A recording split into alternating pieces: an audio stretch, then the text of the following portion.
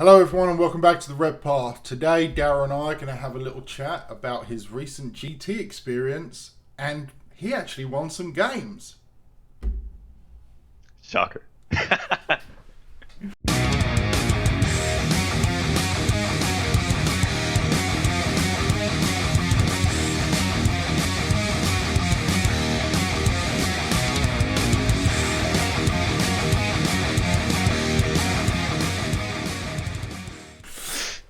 Okay, alright, and we're back. Dara, how you doing, man? Yeah, good dude, good. Coming off the high now. Yeah. Hey, you knocked it out, man. I mean, that's some pretty impressive stuff, I'm not going to lie. But for anyone who's not in the Discord or, doesn't follow so closely, tell us, name of the event, what army you was running. Just give us the intro. What's going on here? Why are people here? Sure. Yeah, so last weekend from time of filming this, I was at the Broadsword Winter GT in Mayo in Ireland. So first time they've ever run this event. It was their inaugural GT.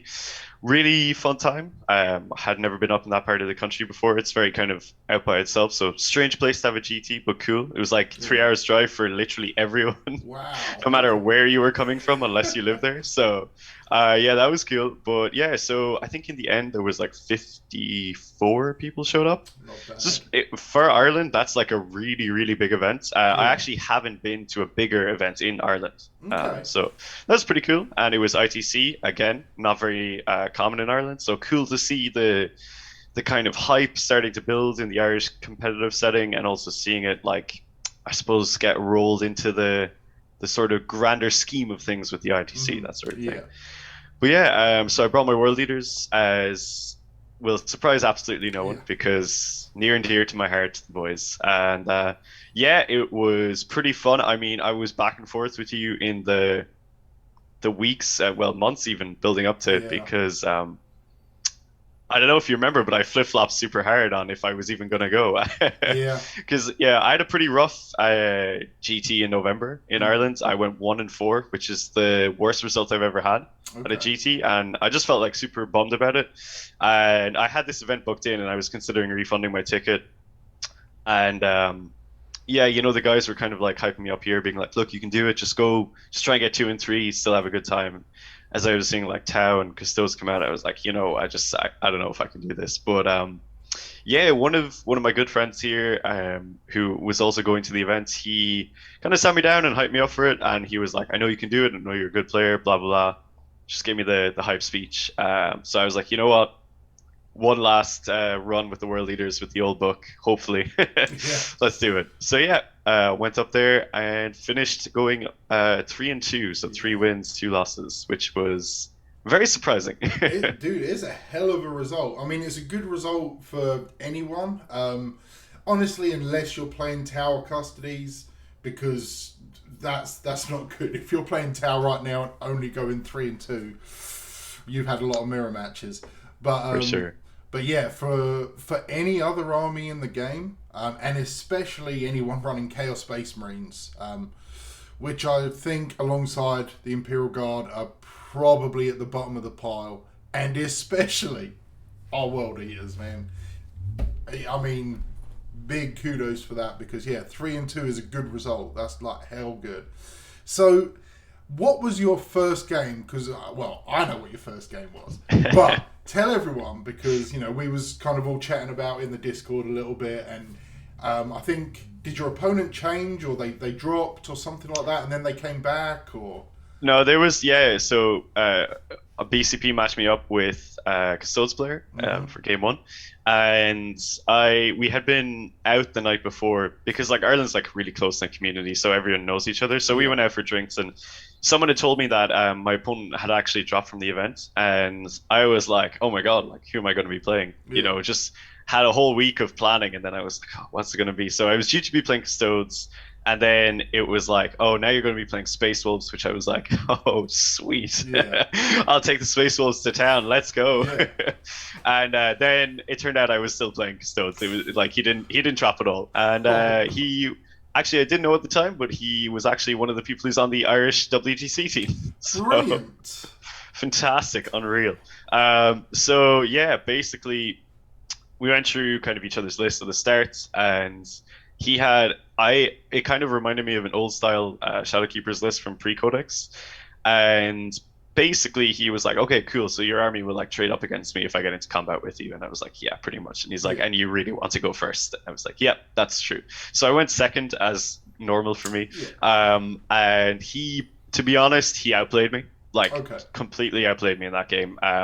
He exploited the bodyguard rule to the fullest extent that you can with wardens. So he had like all the, Mr. Worldstar himself kind of popping out on his jet bike. He had Trajan coming in, all the usual stuff that you can expect from a very good Custodes player. And basically, we spent the first 2.5 turns of the game doing nothing to each other, where we both just kind of sat in our respective halves of the board and waved at each other. And then in turn 3, I was like, all right, I'm going to have to do something at this point. So I sent in pretty much everything I had, and through a lot of canny uses of heroic intervention stratagems and fight first, fight last abilities, it ended up basically being almost across the board alternating activations.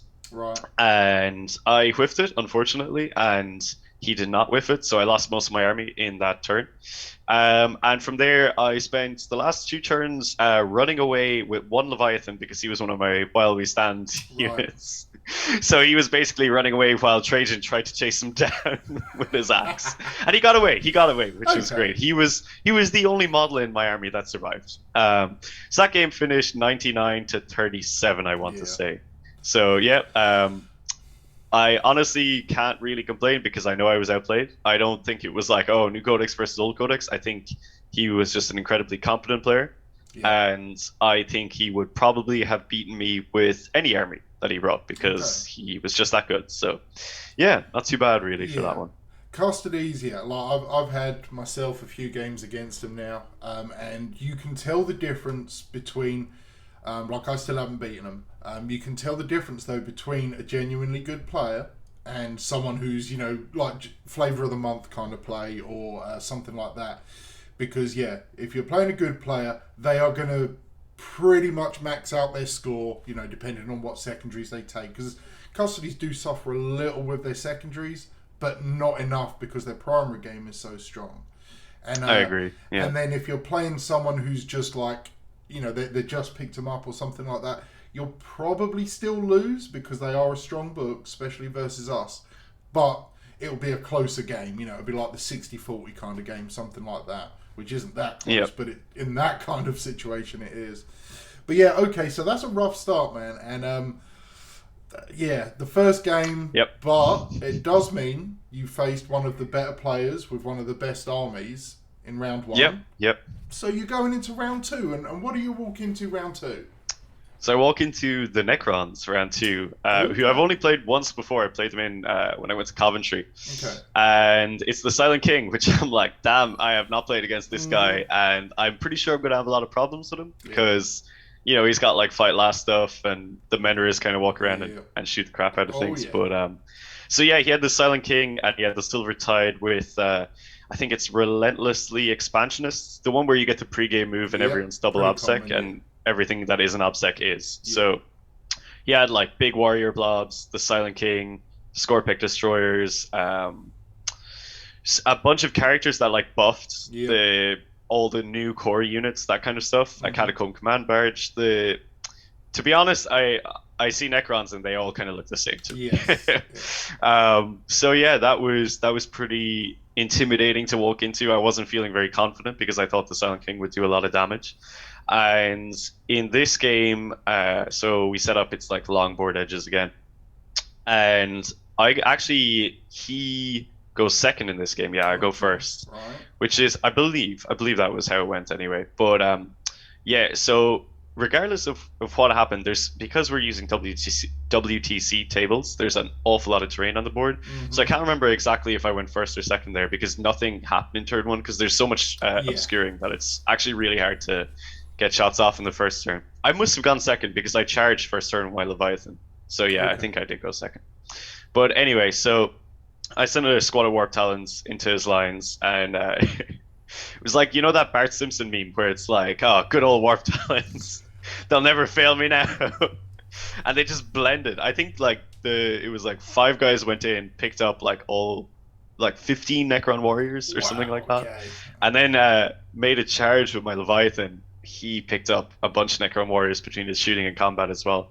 So I was in a pretty solid position after one turn. And I sort of just like had all like my a lot of my main units are kind of just coming up in the back line.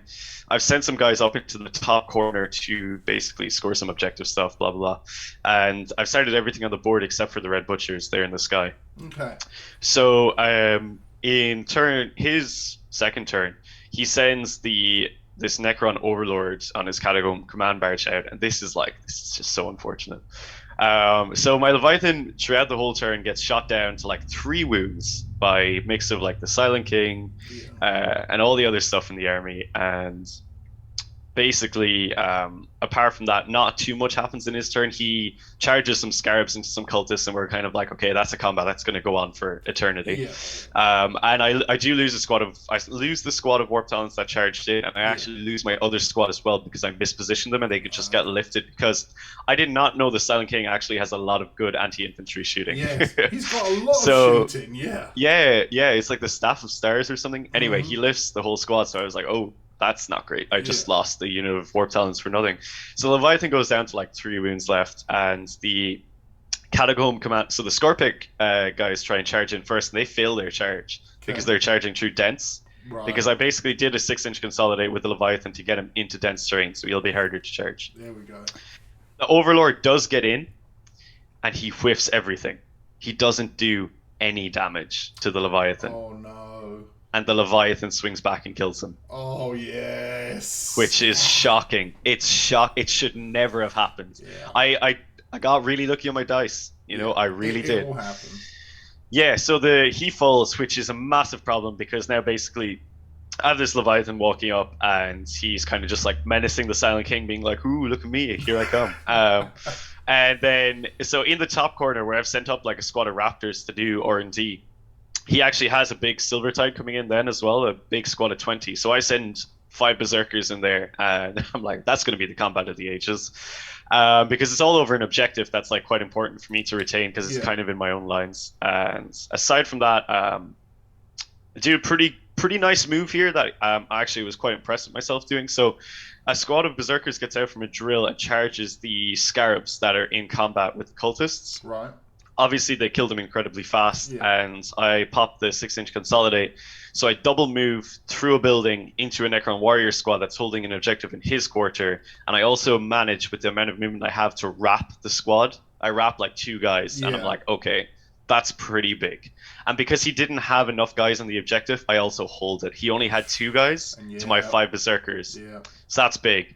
Meanwhile, in the top corner, combat of the centuries happened where. So I send in the Raptors. The Berzerkers actually fail the charge, so I have to burn a CP to get them in. So keep track of that, 1 CP. Okay. And I dump 2 more CP into them for Wild Fury and for Veterans. Okay. I kill 15 of them, something like 8 resurrect. Right. Then the Raptors kill some more. He gets another good resurrection roll. I activate again. Pretty much the same thing happens. There's like 7 guys left in the squad. I'm like, man, I can't believe I'm going to have to burn 3 CP, but I have to kill it because those 7 guys count as 14 for OBSEC. Yep. So I had to burn, I think, a total of 6 CP into that whole fight. And I start on 6 CP. So I had like 1 or 2 left from accumulating them over the round. But yeah, basically just completely burned all my CP in that fight. But it was big that I took back that quarter. Meanwhile, the Red Butchers come in.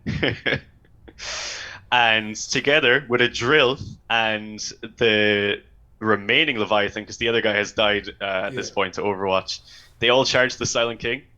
So they absolutely go to town on him. He fights first in this case, and he kills, I think, 4 of the Red Butchers, which I'm like, no big deal. And basically they just tear him down. It's not too bad. How big was your squad of Red Butchers? So it was 8, so there was 4 left at this point, but then with the drill and the Leviathan as well, it was over. So at this point, I'm like fully in his lines. I've basically taken over his entire deployment zone, so he actually does a really nice move where he uses the Veil of Darkness to teleport a big warrior blob into my deployment zone. Okay. And this is the one where you lose victory points if you don't hold your own, and they get an awful lot if they... So we have this weird trade-off where we're both losing victory points and gaining a lot by virtue of holding each other's objectives. Yeah. So it's like this very strange stalemate. And yeah, basically the game finishes out there. So it was pretty big win for me in that game. I think it was like 98 to 67 or something like Hell that. yeah, man. So yeah, pretty comprehensive win. But I think I was able to pull off some good moves at the right Yeah. time. Just moving Berserkers in certain ways and knowing when to bring the Red Butchers and where. So yeah, pretty happy after that one, gotta say. Yeah. So yeah, game two was good. I think a comment you made there about where your Leviathan, you know, the Silent King just whiffed against your Leviathan. Yes, obviously statistically on the dice it shouldn't happen, but you did precede it by saying, you know, you'd pulled the 6-inch consolidate to put him into difficult ground to, you know, make enemy charges harder. And what, there was another unit that charged? Yeah, that it was the Scorpix. Yeah, so the Scorpix So, failed their charge there because you of go. that. So you did use, you know, the best tactics you could at the time to give yourself the best defense you could, and it paid off. So yes, sure, the Silent King probably should have come in and killed him, but had you have not mitigated that charge, then the Scorpix would have come in, and yeah, he probably would have been dead then, like with just the weight of attacks coming in and everything. So yes, there was a bit of luck there, but every dice roll is a lucky or an unlucky roll. I mean, at the end of the day, Yeah, for sure. Yeah, don't take it away from yourself, man, because that sounds like a hell of a game as well. And Oh, it was great. It yeah. was a proper, like, we took chunks out of each other and we Yeah. both had a fantastic time. He was a fantastic opponent. I'd never met him before. Yeah. So yeah, really nice time, really nicely painted army, and I think just my ability to consistently, like, basically bad touch his units so he Yeah. couldn't shoot, or he had to fall back, or he had Yeah. to do like X, Y, and Z. I don't think there was any point in the game that I had more than 10 warriors shooting at me in a single turn because Yeah. of the amount of like units I just had trapped or something like that. So I think just being able to leverage all the combat movement mechanics really helped me in that game. So Yeah. yeah, that clenched that one for me. Hell yeah. Okay, so that puts you at 1-1. Probably going into the last game of the day. Mhm. Who do you pair up against now? So this is a really interesting one. I will say straight up, this was my favorite game of the tournament by a significant, not a significant margin, but I just had such a Yeah. good time. So I'm playing Barry, who actually turns out is a fan of the channel. Yeah. He came up and he was like, "Dara from the Red Path." I was like, "I can't be serious." So yeah, he's actually friends with Paintsmith Armory Neil, who painted okay. Bellicor for us. Yeah. Cool, So cool. that's pretty cool. Hell yeah. And he's bringing a really interesting mix. It's a Chaos Soup list, which has Black Legion. So it's got like a Baden and some cultists. He has Thousand Suns, Araman, big block of Scarabs, some Rubrikai. And he also has Deck Guard detachment, which has 3 Plague Burst Mortars Of and course it a does. Chaos Lord. Yeah, Oh my right. god, I love it. Right. So it's a pretty crazy list where I'm Yeah. like, oof, like you've taken the best bits from each of the Chaos Codexes. Yeah. So Which is perfection, quite frankly. I mean, I love seeing Yeah, those right. kind of lists. Yeah. it totally took me. Mhm. I was just like, I don't know what this list is going to do, so I have no plan of how to play against it. Charge. Basically, I was just like, okay, I have no idea what I'm going to do. Yeah. So yeah, this is actually quite another brutal game. So unfortunately, I don't go first in this game again. And I found out how terrifying it is to have 10 Scarabacul Terminators teleport into your lines in one turn and absolutely rinse you. Okay. Yeah. So use the Psychic Power, I think it's from Cult of Duplicity, to teleport in. Yeah. And killed one Leviathan and took the other one down to 4 wounds with just that squad. Oof. Yeah, it was brutal. And they're also -1 to hit and everything. So I was just like, wow, this is a massive issue. Yes. So I dedicate a lot into them. Basically, over the next 3 turns, I'm just trying to kill these Scarabacul Terminators while other things are happening across the battle that are less important. There's like some spawn doing some weird stuff, and there's Warp Talons fighting them. We won't worry about that because that's just weird. So basically, the game kind of ends up being this big blob of combat in one quadrant of the board where I'm constantly feeding units in, trying to kill off these Scarabacults. He's feeding units in, and it's just such a mess. Again, I actually start the Red Butchers off the board in this game as well. But yeah, so basically it takes me 3 whole turns to actually kill the Scarabacle Terminators fully, which is a massive problem. Yes. Huge problem. It's the -1 to hit which means you don't trigger that to the False Emperor and you're hitting everything on 4s, which is really rough.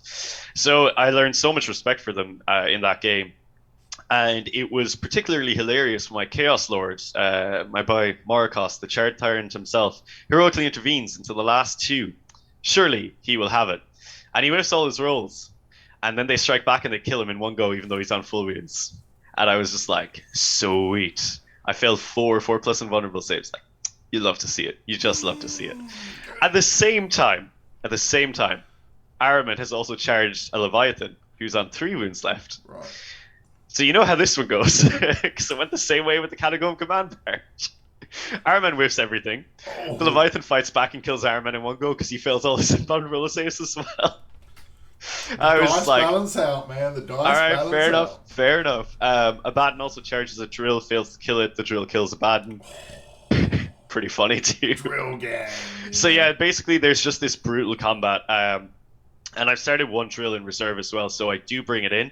Unfortunately, when I do bring it in, my Berzerkers fail their charges, which is pretty big. Yeah. But the drill heavily degrades one of the Plague Burst mortars. Yeah. However, it's not so bad because basically that drill is what actually makes the game very close in the end, because the Berzerkers coming out of there end up charging the Plague Burst mortars. The drill will go on to kill the third one, and then some other Berzerkers from the initial drill will kill the first 2. Okay. So basically, I actually get I lose the game in the first 3 turns, and I win it in the second 2. Where basically, I actually have like a big turnaround. I do some good moves again with the Berzerkers, like doing weird consolidation stuff to get them onto objectives that they just by no rights should be able to move as far as they can, but they just do.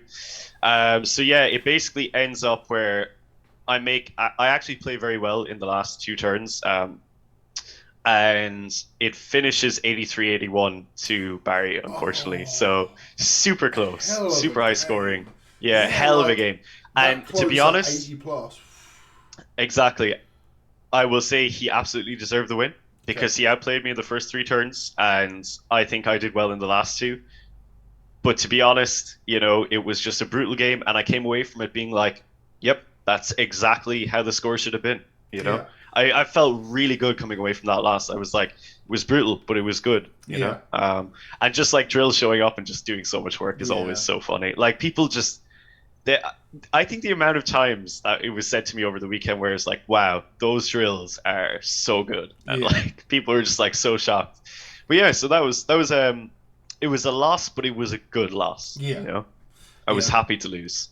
That's I mean, as you're describing that game, it sounds to me like how 40k is supposed to be. Like, because in that situation, sure, your Thousand Sons of Death Guard are newer codexes, but bringing them in the soup, it brings them down a touch because they're losing their contagion and whatnot.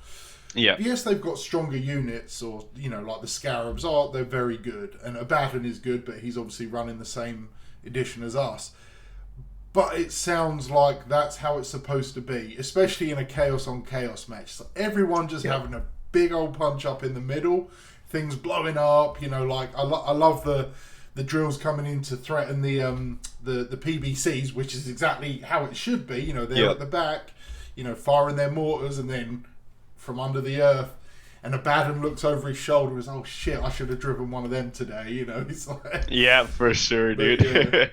So there was lots, like, I came away from that game being like so many epic moments, so much like cool stuff happening, and it was just a really, honestly, one of the most fun games I've had of 9th edition. I came away from that game and I was like, yep, I love Warhammer. So I finish day 1 with 1 win, 2 losses, and I'm kind of like, look, I was expecting this. I'm hoping to go 2 and 3. That's all I want to do. So I'm like, I can hopefully get a win tomorrow. So sitting there in the bar, and we're all on BCP. We're waiting for the final game to come in, and I'm looking at BCP, and I'm like, oh, just fucking like rubbing my hands. I see above me on the app I've got Black Templars, and I see below me I've got Astra Militarum, and I'm like, whoa. I'm matching one of these guys, and it's gonna be, I'm gonna tear them apart. Like I'm gonna send them so far down. And then the last game comes in, and I'm actually playing against Thousand Sons because the person who lost scored the exact same amount of points as me. Oh no! So heartbreak in the final hour. So Yep. At that point, I was like, right, I'm going to get very drunk tonight Yes. because I'm not going to win against Thousand Suns. Yes. So I did. We had a big night and it was good. So yeah, finished day one and I was like, you know what, day two is going to be rough, but I had a great time in day one. Like the two games I lost, I didn't feel slighted at all, and the game I won, I know I won because I played well. Yeah. So I was happy after day Yeah. one. You gotta love it. So, did you have a hangover the next day? Yeah, a little bit to be Just a honest, little I bit. did. Okay. Yeah, just All right. just a small one, enough for me to be like, I'm not on top of my game right now. Yeah, the perfect way to start, the Yeah. second day of your GT, of course. Yeah, I wouldn't perfect, expect yeah, anything yeah. less from you, mate. No one quote my chill game learn video where I was like, oh yeah, this is the importance of like tournaments. Pretty sure I asked you that morning. I was like, you got your protein snacks and your water? And, Yeah, man, it was like not the right time. I was like I was trying to laughing get at you through a so banana. hard, dude. I was just like, I need some energy. Yeah. It's just like, Oh, dude, I Yeah. was just laughing, but yeah. But it okay, was so good. you've got Thousand Suns. And you're it's Magnus. yeah. Oh, it's Magnus Thousand Yeah, Suns. so Okay, I'm like, okay. I remember at dinner, so I went out with the WTC team that night, and we were all just chatting away, and they were like, "Man, how are you going to kill Magnus?" I was like, "I don't know, I don't know." And one of the guys was like, "Do you know what you do? You just bring up your drill right in front of him, and you just blow him to heaven." And I was like, "All right, cool, man, I'll give it a go." Why not? Yeah. So yeah, so going into this game, I see the now hated and feared Scarab called Brick coming up against me. Exact same loadout. I was like, oh god, not again. Yeah. And he's got a lot of characters. He has a sorcerer, Araman, Magnus, and the weird chaplain guy that they have. I Oh, can't the remember newer what he's model called. kind of thing. Yeah, that guy. He's got the big Scarab Brick, a smaller Scarab Brick, lots of Rubrikai, some Zangor, and some Spawn. Man, also Spawn as Thousand Suns are just so good. Yeah. But yeah, so finally I go first. Okay. It happens. The chain is broken. Yeah. All right. I've gone first. Okay. It's the mission where you can't do any scout moves. Of course, yeah. I mean, Yeah, this sweet. is this is karma Sweet. for you, man. Yeah. I'm You like, have the nice. audacity to win again. And I What the fuck did you do? really wanted to go second. Yeah. I needed him to push out. Yep. So I was like, cool. My first turn, I do retrieve Knockman data in this quarter with these cultists. Mhm. My turn's over. Yep. Your turn. Like, it's just... That's how you play that mission as World Eaters, unfortunately. If you go first, yeah. didn't move out of any dense or obscuring. I was just like, come at me. Yep. You know? I can't do clock. anything right Yep. now. So he pushes out the Scarab Occult Brick. Sorry, tell a lie. Actually, I did move my Red Butchers up behind some Okay, obscuring. No, sorry, they were in Deep Strike. My bad. The two drills are on the board. The Butchers are in Deep Strike. Right, okay. Yeah, so he moves the Scarab Occult Brick out, and they have shots on one of my Leviathans. Mhm. So I get Khorne off on the -1 to hit for Okay. them, which is big. Yes. It's really, really big. And he gets off all the other buffs on them, so they have like Prescience and all those. And Mhm. he doesn't have a great shooting phase because I've positioned the Leviathan, so he has to shoot across ends, so Mhm. the Leviathan doesn't die. And that's kind of really it. He pushes up a little bit in some other areas, but so we have this really funny game of Mexican standoff where it's the one where, as part of the primer, you have to stand in the middle. I think it's Yep. recover the relics or Yep. something. And none of us want to because we're like, as soon as one of us does, the other person is just going to massacre them. Yep. So in this mission, both of us scored almost no points on primary because we were just like, I'm staying away. Yeah. Because it's hold 2, hold 3 as well, Yeah. right? So we were always holding 2. No one was holding 3.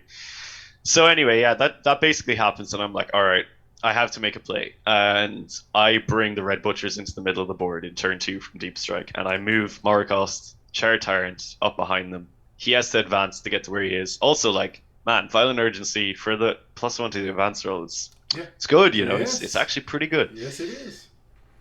So I do some shooting, and I pick up some kind of whatever. I kill some Rubrikai, Yeah. blah blah. I move some of my forces. They basically move up the sides of the table and a lot of it, and I'm doing some more data or whatever.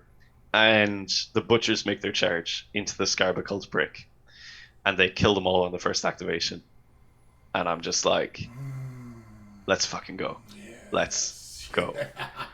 So I pop the Consolidate Stratagem, and I wrap Araman, a squad of Rubrikai, and the Chaplain Sorcerer dude, and the other Infernal Sorcerer, and they're all right in front of Magnus, basically being like, hello. Oh I'm yes. like, I don't even care. You're gonna kill them all with psychic powers, and I don't care because they just killed a 430 point unit and Yeah. they are worth 230 points. Yeah. I do not care. Yeah. They have made their points back and then some, and they have forced all your psychers to have to deal with them in this turn. Mm-hmm.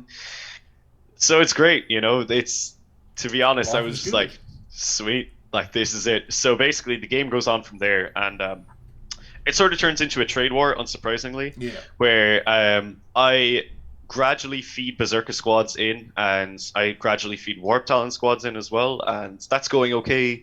The drills are playing a very passive game. The Leviathan, one of them gets knocked out fairly early on from the initial Scarab Cults blob and then kind of incidental fire, Yeah. and the other one hangs on an objective on the left flank, and it's really crucial to the story that he hangs on. Okay. And then meanwhile, he's very passive with Magnus because he's very scared of the drills. Because I've explained what they do, and he's a good player, and he's like, okay, I'm not going to be silly. But I think he's too passive with Magnus. Right. Okay. And he doesn't jump him out until turn 4. And by then, Magnus does a lot of damage. He picks up a lot of squads of mine in the middle of the board, like my Chaos Lord, finishes off a drill, that kind of stuff. And I'm like, okay, cool. A drill drives around from the side of the building, 5 meltas into Magnus, takes him down to 4 wounds, charges in and kills him. And I was like, sweet. Yes. Take that, you big smelly red chicken man. So that was cool. Obviously, I've taken a Pour the Witch, so I'm scoring quite a lot of points in that. And at this point, I've taken his objective off him as well with some Berserker squads. So we have very little left, but he's winning. And he's winning by, I think it was, I can't remember exactly how many points, but it was very, very few anyway. And I know he's got bottom of turn scoring, and I know he's going to get a good bit of primary. So I'm like, okay, my final turn, I have to get the last few Pour points, do that kind of stuff. And at this point, Araman has been locked in combat with a Leviathan on 1 wound for 2 turns. They've both been whiffing so much. The Leviathan's whiff is shooting into combat as well. Yeah. And they're the only 2 characters on an objective as well. Right. And they're fighting, like, it's just, there's a lot going on. Is what it is. It's pretty epic. So yeah, basically, I'm in a position where I'm like, I have to sweat out this last turn, and I do most of the things I want to do. It's actually, this turn is the one where Magnus actually was killed by the drill, and I wipe off pretty much all the rest of his units, and then Araman fights first and kills the Leviathan, and I was like, fuck, because I just needed Araman to die for the last few Pour the Witch points, and then the Leviathan explodes. And it kills Araman because he's only on 1 wound, so no one takes the objective. And I get the last of my Pour points, so I get 3 points for killing Araman. And guess what the final score is, Jamie? 54 to 52 to me. So I win on an explosion. Oh god! Oh my god! Yep. Yeah. So if that Leviathan doesn't explode, I lose 52 to 51. Yeah. And he does, so I win. It's a dice game. It is a dice game, but to be fair, in the same way that I lost my game with the soup by only like 3 points, I feel like I earned the win, only by as many points as I did. Yeah. Because I think I played a tight game. Yeah, and it was an unusual one because my opponent was actually like, after turn 3, he was like, you have me. I might just concede and we'll talk through it. And I was like, dude, I do not have you. Yeah. I was like, you have all your prime psychic. And I walked him through it. I was like, you can do this, you can do this, you can do this. And he was like, all right, we'll see how the psychic phase goes. And he lifted like half my army to the psychic phase. And I was like, yeah, man, like you just don't think about it because like 1 wound chaos space marines, they're so bad. You'll pick up so many of them. And he was like, I'm so used to playing 2 wound marines that he was like, I just can't do it. And then, So yeah, really tight game. Finally got to beat the Thousand Suns as well. They'd been a nemesis for me for a while, so I was really glad to win that one. Nice. So yeah, good game. Good game. Yeah, hangover aside, you play against a good army that is generally pretty strong against us, just even from your experience before, but pure Thousand Suns. Magnus is an interesting choice, but I mean he's still a good unit, especially into older armies like ours. Maybe suffers a bit more against newer codexes for sure, which is why you don't see him so much. I think it's an interesting one specifically for this format because on the WTC board, there's actually runes big enough that Magnus can be hidden behind. So I think he plays better into the WTC format because he can actually just not be shot a lot of the time. Okay. So yeah, but I think aside from that, he does like I mean he died to a single drill at the end Yeah. of the day, Yeah. which was brutal. Yeah. Okay. So you're 2-2 at this point. 2-2 at And this this point. is a 5-game GT, right? 5-game So GT, you got yeah. one So I'm game like, left. That's mathematics. and I don't care because all I wanted was that's mathematics, yeah. All I wanted was 2 wins, and I got them. So I'm like, whatever happens in this last game, and like I was stressed at the end of that Thousand Suns game. I was Wow. like, my mate Dan, who was he brought his Tau. He actually came third.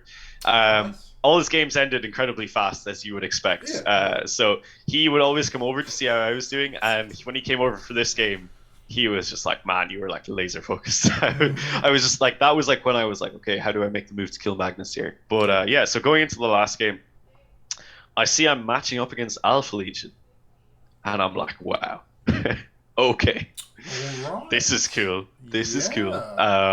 What the hell 'cause kind of run are you going on here? Other I Chaos know, Space yeah. Marine players?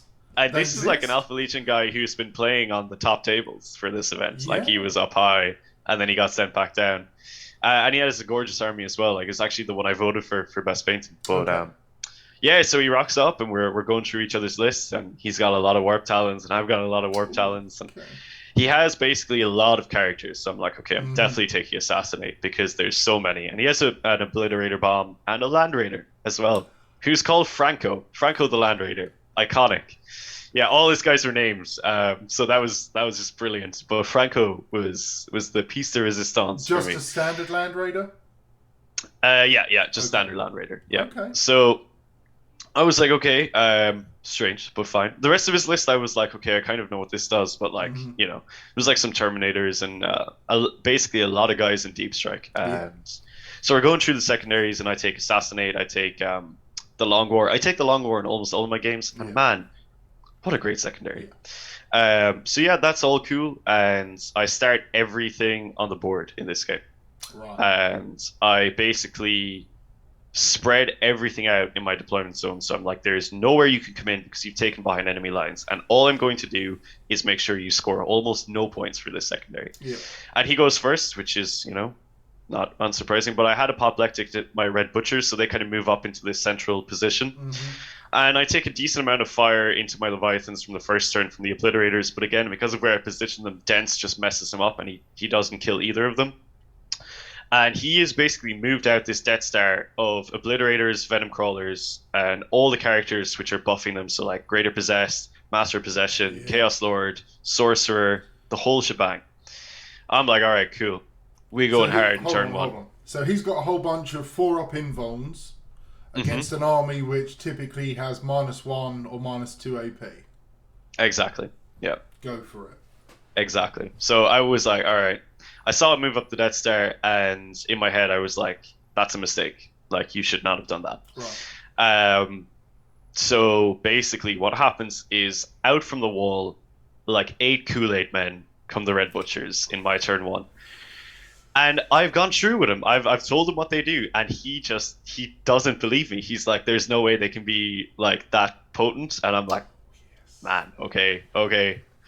So basically, my Leviathans actually show up in a big way for shooting. They actually just blow up a Venom Crawler, which I'm like, sweet. Yeah. And over on the other side of the board, I actually make quite a cheeky move where my Warp Talons charge a squad of Terminators and pick them up. But they manage to consolidate through a wall into the Land Raider and just bad touch it, basically. Yeah. So I'm like, sweet, that's the Land Raider. I don't have to worry about it for the next turn, because it had been shooting at me in the first turn and missed everything, as Land Raiders do. But I was like, I can't bank on that happening again. So the Red Butchers come through, and they absolutely devastate the Venom Crawlers. They take out one of the Greater Possessed, and they basically wrap every single character as well with a 6-inch Consolidate, and the Obliterators. And I was like, good. Here we That's go. good. Yep. And he was like, I should not have moved up that far to allow you to do that. And I was like, nope, you shouldn't. So, he smites them. He smites enough of them that basically the Obliterators are free, so they can shoot. And he's buffed them up again. And they have another round of shooting. And he makes a mistake here because he splits their fire. Yeah.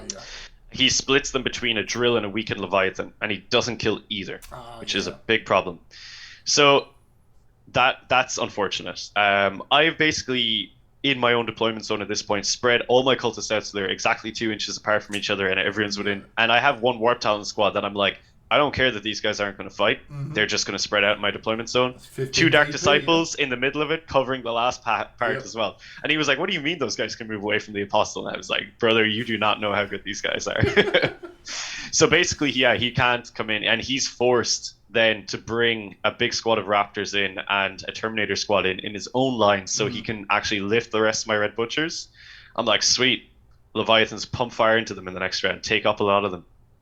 Drill charges Franco. Unfortunately, Franco, he just doesn't make it. You know, the drill just eats him. A drill. Well, he survives. He survives the first round of combat, and then tries to fire into Franco, misses all his last cannon, or into the drill, misses all his last cannon shots, and I was like, sucks to suck, I guess. And the drill just eats him then in his combat phase. So yeah, basically, I just managed to keep continuous pressure up in this game, and the Red Butchers just bought me so much time that all my Berserkers can move into position, and I just pick off his characters one by one by the end of it. He has a lovely moment where his Chaos Terminator Sorcerer Pearls blows himself up, kills an Obliterator, and then the Chaos Lord also dies in the explosion. So I was like, sweet, that's good. Give me those assassinate points. Yeah. Now, to be fair, they were going to die anyway in the next turn. They were both weak, and they both had a lot of guys charging them. But I was like, oh, this is cool. I'm doing my work for me. That's fine. Yeah. He does snipe my Chaos Lord with the Hydra's Teeth at one point as well, because he has the Headhunter thing. And I was just like, man, this is fucking bullshit. Like, this is my Terminator Lord just getting sniped out, you know? It's so silly. But yeah, so that game ends pretty big victory for me. I think it was like 86 to 40 something. Nice. I can't remember exactly. But yeah, it was pretty savage. So yeah. Yeah, man. So you end the GT 3-2. You face 3-2. 3 chaos lists. Hell right? yeah. Yeah, And, 3 chaos. Yeah, like I mean, it's a hell of a result, man. It's some good play. Sounds like some really fun games, but also some very close. You know, like you said, you're laser focused there against the Thousand Suns and stuff. And you know, when you're at a GT, you've got to focus on every game. It doesn't matter if you're playing, you know, a high level player with Tau, or you know, some hobo who's running World Eaters or something. You have to, right? Yeah. You know, yeah, as I'm guessing, maybe a couple of your opponents felt afterwards, like, okay, you know, these boys, they fight. So. Yeah, well, one thing I did take away from it was that 3 of my opponents said it to me afterwards, that they were like, you play that army with a lot of skill which are moving in the combat phase. And I was like, you know what, I think I did. Because like, I can tell when I win a game because of dice, and I can tell when I lose a game because of dice, and vice versa. I can tell when I'm outplayed, like I was in the Custodes game, and I can tell when I have outplayed my opponents. And I know my 3 wins were because I played well. Aside from the Leviathan explosion, which was lucky, but I deserved that win for sure. Yeah, like I mean, that's definitely it's a good skill to learn or to adapt in that kind of self-reflection way. Like they're knowing, because yes, you will lose games to dice, you will win games because of dice, but you have to be able to look at it from a more big picture to grow as a player, to learn to get better. Because if you just blame everything on the dice, win or loss, doesn't matter, then you're not seeing mistakes you may have made, or like now you're gonna always remember that move you put with the Leviathan, right, into dense cover. Like it's not into difficult ground, which would be dense as well, most likely. It's not always going to pay off, but sometimes it will. So if you've got that, okay, 1 CP, I'm just going to put my Leviathan here. Your 6-inch charge will be an 8-inch charge now. Suddenly you've bought yourself, even if it forces them to spend a CP on a reroll, you've got a good, you know, that's a slight level up, and it's a skill you've learned. And if you was just thinking, okay, my opponent just rolled badly, you don't maybe remember that kind of trick as, you know, as well as you should. So I think it's good to recognize that you played strongly. And you know, sometimes if you have a bad game, to think, man, yep, I absolutely misplayed this unit and I shouldn't do that again. Yep, and I definitely think in the Custodes game I did do that. I played into his plan, you know, and stuff like that, where I'm like, yeah, fair. And like, I didn't realize the threat of the Scarab Occult Terminators in the Chaos Soup game. And like, it's okay. Like, the perfect example is like, I didn't know they could do exactly what they did. So then in the next game, I did know because I played them Yep. exactly in the next game and I dealt with them straight away. Yep. So it's just like knowing that difference, you know? Yep. Exactly. It's good to get those takeaways because, and this is something you and I have talked about actually quite recently. With kind of feeling a little bit despondent with our world eaters, up and down, and it's good to get that kind of mojo back, especially with some good wins. But we have to be able to, learn something from our losses. We make sure we take something away, and that is the perfect example of it. You got butchered by Scarab Colts next game, or the next time you play them in the next game or two. Their threat is mitigated. Now, I'll guarantee the 3 players you beat the next time they play World Eaters with 8 or 10 Red Butchers on the table, right? Yeah, they will take them very seriously. It won't be so easy. Yeah, so... for sure. I agree. But yeah, so yeah, overall, I think I played some tight games. I was happy with myself. I think I did the best that I could do in that field, and you know what? I came away like revitalized, reinvigorated, ready to play more 40k, ready to keep going with the World Leaders, which, to be honest, I did not think, and because I was saying to you, I did not think I would be in that headspace coming out of that tournament. Yeah. It's rough. We was chatting before we started recording here. I'm having trouble right now playing into just about anyone. It feels like it's like all I'm playing against is Tau, Crusher, Stampede and stuff, and I'm on a bit of a low. It's like no matter what I try, and I've got a GT coming up, and honestly, I don't expect. I would be incredibly happy with 2 and 3 at it. I'm hoping I at least get 1 win, but I would be very happy with 2. And then I'm thinking, okay, so if I go 0 and 5, how am I going to deal with that? I can take as much positivity as I can away. But 0 and 5 is pretty crushing. That's it's hard to come back from an 0 and 5. Yeah, because I don't, a lot like yourself, or we're both at least competent players. I don't know about you, but I am not a competent player. I'm a lunatic on the board. Hey, the results have to, mean something, man. It's all unpredictability, man. It's just you think I'm going to go there? 4 up, I go right. 1 to 3, I go left. Who knows what's happening? Time for a chaos boon.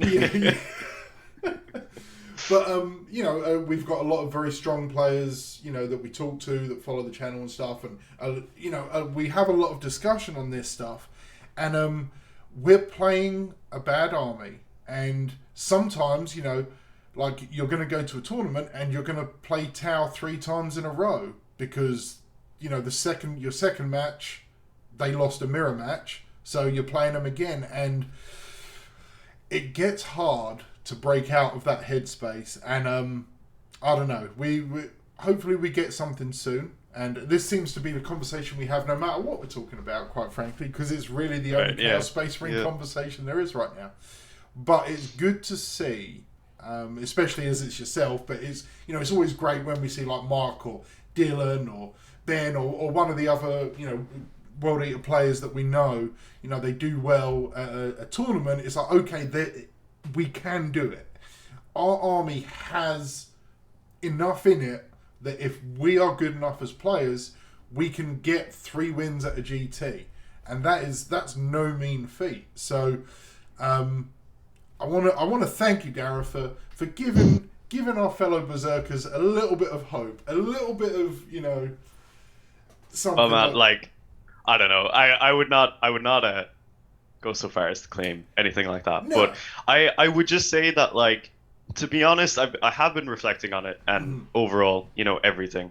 And it's interesting that you say it, because the way that you're talking about your mindset right now, I resonate with it so much, because that's exactly where I was in January. I refunded my my ticket to the Manchester GT. Yeah. And now I'm like, oh, I shouldn't have done that. I should definitely have gone. Yeah. So it's just one of those things, right, where I think and yeah, so okay, this is like a tangent, surprise, tangent for us. We never do that, yeah. I think that there's a lot of negativity going around right now on various different social media platforms, especially the likes of Facebook and Reddit, especially around competitive 40K, where people are like, it's never been this unbalanced, blah, blah, blah. I don't think that's true, first of all. I definitely think like I could name several 8th edition metas that were more unbalanced, and that's from my own experience, and I know 7th was even worse. So I think that a lot of the time, if you're having a rough time with your games, if you take a bad loss and then you kind of go online and you see all this other negativity, it really drags that loss and that mindset down more. Yeah. And I think I fell victim to it, which I normally try and kind of allow it to just bounce off me and not really. But when I came out of the GaleCon GT in November, going 1-4, that was pretty crushing for me. I was like, damn, I'm down bad. I just don't know what to do. Like I got diced out in a lot of my games, which is like annoying, but like. It was just one of those things where I was in a slump and I was letting all the negativity affect me in a bad way, where I was just like, don't want to play 40K, don't want to, talk competitive. I mean, like, people in the Discord and stuff would have seen it. I just completely dropped off from talking comp for a while.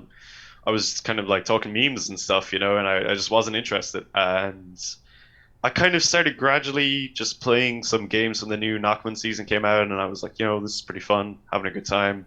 Playing with the guys, just, getting back into the swing of it, and I was like, I'm actually having a good time.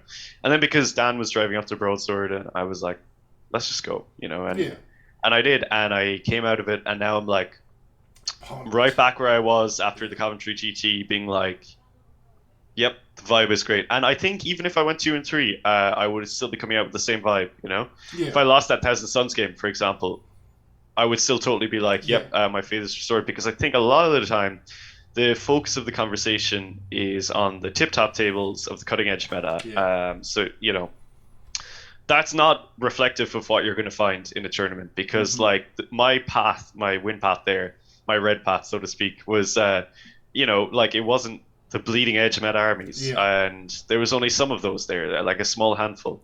And typically, as a World Leaders player, you're not going to be playing into those armies unless you get a little bit unlucky or you're insanely good. So, I kind of was just like, I don't know why I let this stuff get to me so much, because I just had a great time against 5 great opponents, and what more could you want from a week of Warhammer? It was brilliant. What we play the game for. We play it ultimately for enjoyment and entertainment, and like hobby fulfillment and things like that. So we got to make sure that's what we're getting from it. So okay. And the Red Butchers, man.